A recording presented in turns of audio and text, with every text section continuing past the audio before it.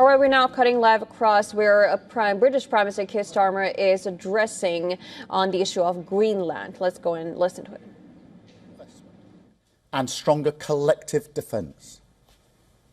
The United States will be central to that effort, and the UK stands ready to contribute fully alongside our allies through NATO. But there is a principle here that cannot be set aside, because it goes to the heart of how stable and trusted international cooperation works. And so any decision about the future status of Greenland belongs to the people of Greenland and the Kingdom of Denmark alone. That right is fundamental, and we support it. Denmark is a close ally of the United Kingdom and of the United States, a proud NATO member that has stood shoulder to shoulder with us, including at real human cost in recent decades. Alliances endure because they're built on respect and partnership, not pressure.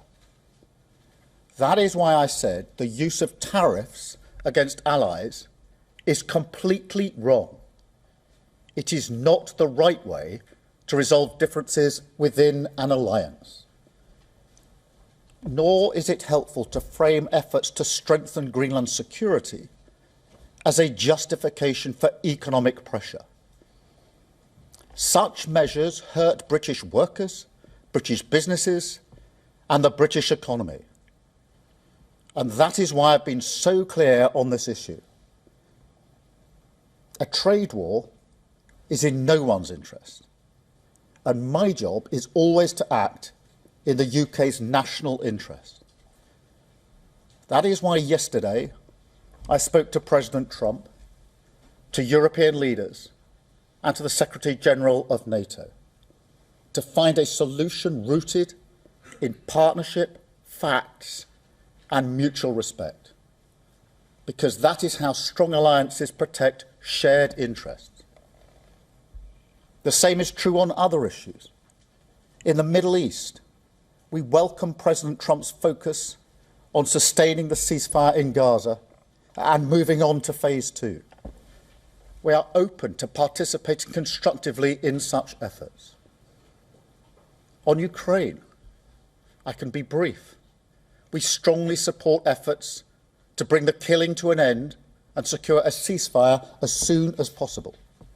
We recognise President Trump's role in pushing that process forward, and we will work closely with the United States, Ukraine, and our other allies to apply pressure where it belongs on Putin.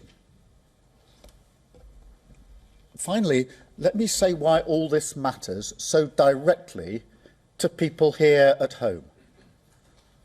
In today's world, geopolitics is not something that happens somewhere else.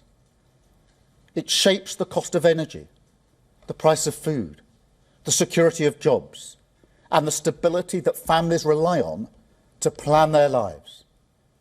When war drives up fuel prices, it's households who feel it first. When supply chains fracture, it's small businesses and working people who absorb the shock. And when instability grows, it's rarely those with the most power who pay the price. That is why this government's approach is rooted in a simple belief that we must use every tool of government, domestic and international, to fight for the interests of ordinary people. At home, that means active government. It means taking responsibility for economic stability so that inflation is controlled, interest rates come down, and family budgets are protected.